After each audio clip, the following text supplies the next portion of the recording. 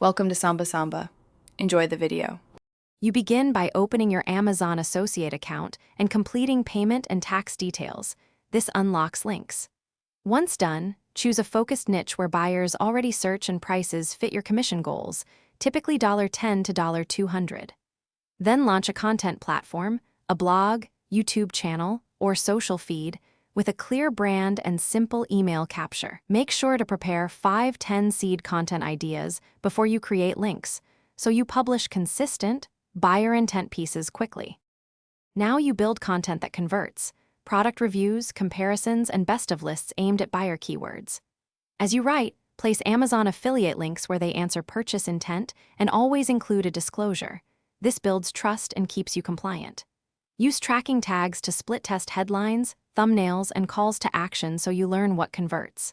For traffic, focus on basic SEO, optimize video metadata if using YouTube, and consider 1 or 2 low-cost paid promos to validate what sells.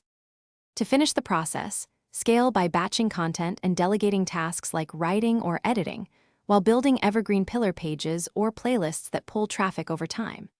Make sure to monitor clicks, conversion rates, average order value, and monthly commissions so you know what to double down on.